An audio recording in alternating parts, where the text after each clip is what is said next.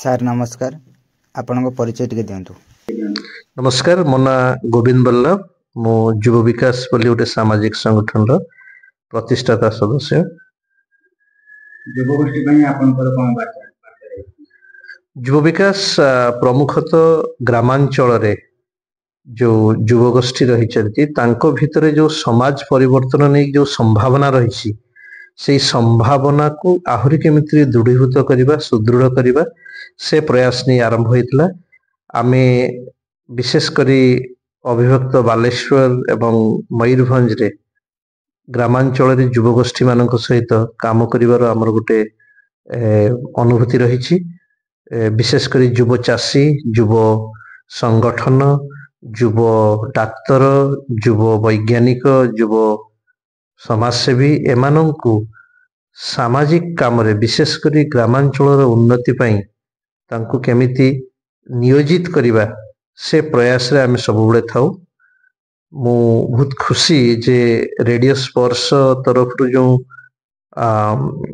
ଗୋଟେ ଚିନ୍ତାଧାରା ନିଆଯାଇଛି, ସନ୍ଧ୍ୟାବେଳେ ସନ୍ଧ୍ୟା 6ରୁ 6:30 ଯୁବଗୋଷ୍ଠୀଙ୍କ ଉଦ୍ଦେଶ୍ୟରେ ଯୁବ ଚିନ୍ତାଧାରାକୁ ବ୍ୟକ୍ତ କରିବାର, ଯୁବ ସମ୍ଭାବନାକୁ ବ୍ୟକ୍ତ କରିବାର ଗୋଟେ ଯେଉଁ ମାଧ୍ୟମ ରେଡ଼ିଓ ସ୍ପର୍ଶ ଦେଇଛି, ସେ ପାଇଁ ମୁଁ ବହୁତ ଆନନ୍ଦିତ। ଆମେ ନିଶ୍ଚିତ ଭାବରେ ସେ କାର୍ଯ୍ୟକ୍ରମଟିକୁ ଧାରାବାହିକ ଭାବରେ ବିଭିନ୍ନ ସମସ୍ୟାକୁ ନେଇ, ବିଭିନ୍ନ ସମାଧାନକୁ ନେଇ ଏବଂ ବିଭିନ୍ନ ସମ୍ଭାବନାକୁ ନେଇ ଆମେ କାର୍ଯ୍ୟକ୍ରମଟି ରଖିବୁ। ମୁଁ ଏଇ ଅବସରରେ ଗୋଟେ ଛୋଟିଆ ଗୀତଟେ ରଖିବା ପାଇଁ ଚାହିଁବି। ଗୀତଟିର ନାଁ ହେଉଛି ଚାଲ ଦେଶ ପାଇଁରେ ଆମେ କାମ କରିବା। ଚାଲ ଦେଶ ପାଇଁରେ ଆମେ କାମ କରିବା, ମାଟି ମା ପାଇଁରେ ଆମେ କାମ କରିବା।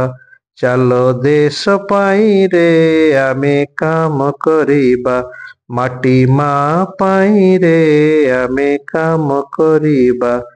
ଆମେ କୃଷକ ହେବା, କୃଷି କାମ କରିବା, କୃଷି କାମ କରି ଆମେ ବସେଇ ଦେବା।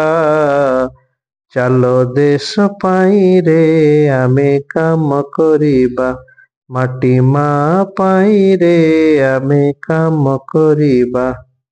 ଆମେ ଶିକ୍ଷକ ହେବା, ଶିକ୍ଷାଦାନ କରିବା, ଶିକ୍ଷାଦାନ କରି ଆମେ ଆଲୁଅ ଦେବା। ଚାଲ ଦେଶ ପାଇଁରେ ଆମେ କାମ କରିବା, ମାଟି ମା ପାଇଁରେ ଆମେ କାମ କରିବା। ଆମେ ଶ୍ରମିକ ହେବା, ଶ୍ରମଦାନ କରିବା, ଶ୍ରମଦାନ କରି ଆମେ ବିକାଶ କରିବା। ଚାଲ ଦେଶ ପାଇଁରେ ଆମେ କାମ କରିବା, ମାଟି ମା ପାଇଁରେ ଆମେ କାମ କରିବା। ଧନ୍ୟବାଦ।